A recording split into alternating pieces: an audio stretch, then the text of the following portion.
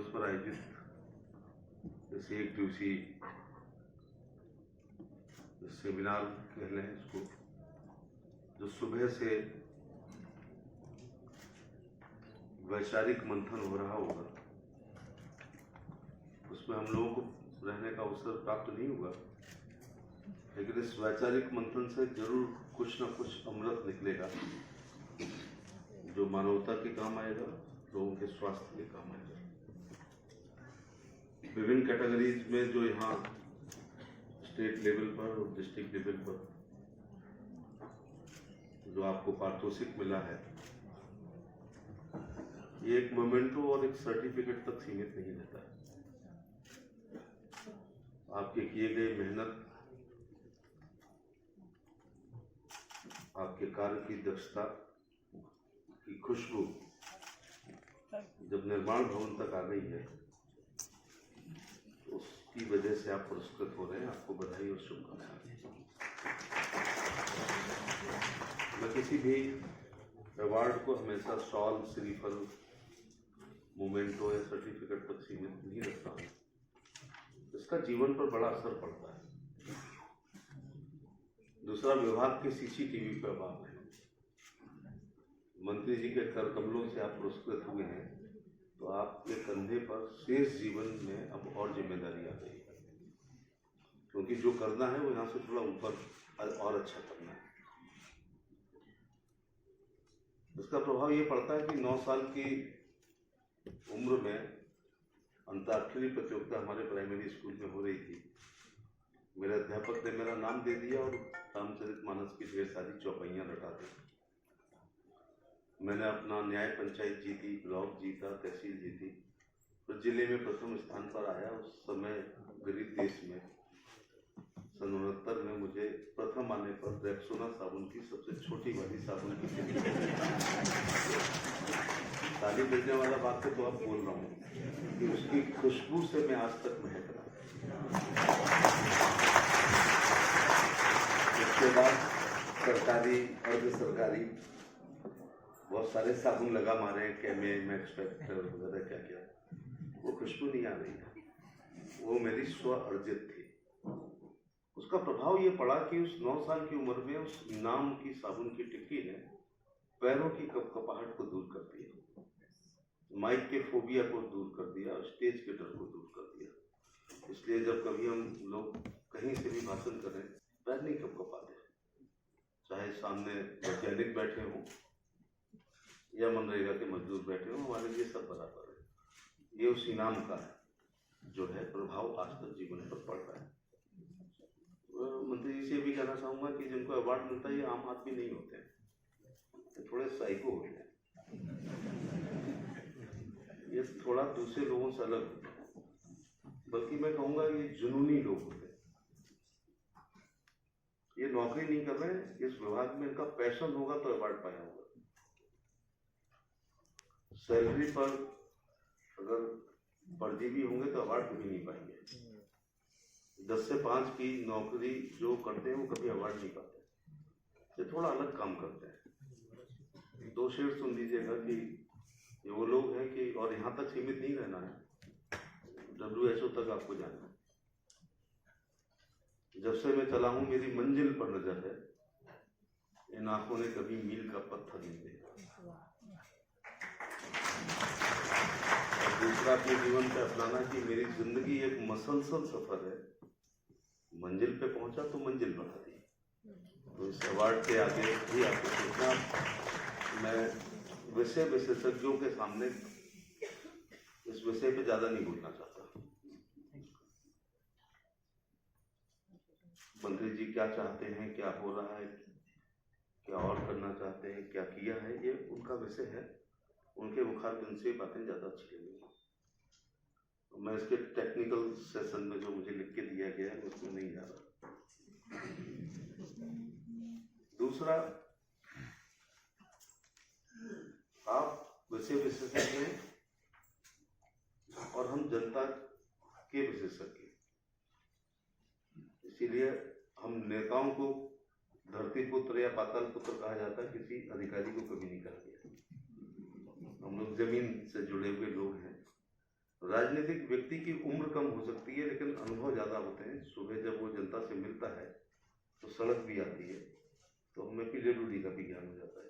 School भी आता है, बिजली के लोग भी काम आते हैं, तो विधवा भी आती है, विकलांग भी आता है, वृद्ध भी आता है। जितने विभाग इस धरती पर हैं उनसे पीड़ित लोग सब आते हैं, तो हम सारा समझ जाते हैं कि क्या हो रहा है, जमीनी हकीकत क्या है। तो मैं तो विभाग को हमेशा प्रोत्साहन वाला ही भाषण देता हूँ, लेकिन एक तरफ कानून बन रहे हैं, लेकिन दोनों बातें होती हैं। जिसकी देश में सबसे बड़ी और अहम जिम्मेवारी है, ये जिम्मेवारी छोटी नहीं है। कोई देश तब समृद्ध हो सकता है जब ये देश के नागरिक स्वस्थ हो, और देश के नागरिक स्वस्थ तब रह पाते हैं जब अपने आहार विहार का अच्छी तरह से नियमन करें, और उसके लिए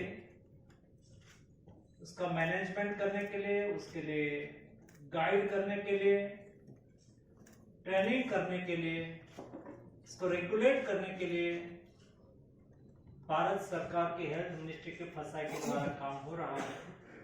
इस फसाई इंस्टीट्यूट के साथ आप सब लोग जुड़े हुए हैं। आप साइंटिस्ट है, एक्सपर्ट है। ये देश की एक विशेषता भी रही है। जब आपको कोई साइंटिस्ट के रूप में संबोधित करते हैं, आपको एक्सपर्ट के रूप में संबोधित करते हैं, केवल इतना ही नहीं है, इस दृष्टि से सोसाइटी आपको देखती भी है। आपने कुछ रिकमेंडेशन किया है, आपने कुछ बात कही है, एक खाना चाहिए, एक नहीं खाना चाहिए, उसका स्टैंडर्ड क्या है, उसकी क्वालिटी क्या होनी चाहिए, और कौन सी चीजों का ख्याल रखना चाहिए। जब आप कहेंगे देश अवश्य मानेंगे, लेकिन जब हम कोई स्टैंडर्ड बनाए, कोई सेफ्टी सुनिश्चित करे, तब हमें 2-3 चीज को ध्यान में रखनी होगी। हम मानक कौन सा एडॉप्ट कर रहे हैं, स्टैंडर्ड कौन सा एडॉप्ट कर रहे हैं। अगर जी की बात से उसको ध्यान से सुन रहा था, उन्होंने मिलेट्स का उल्लेख किया और उसको श्री अन्न मोदी जी ने बना दिया, और उन्होंने जाओ और इंडस सिविलाइजेशन के साथ उसको जोड़ा। दोस्तों, इंडिकेशन बहुत महत्वपूर्ण है। हमारा देश का खान पान हमारी तरह से होता है।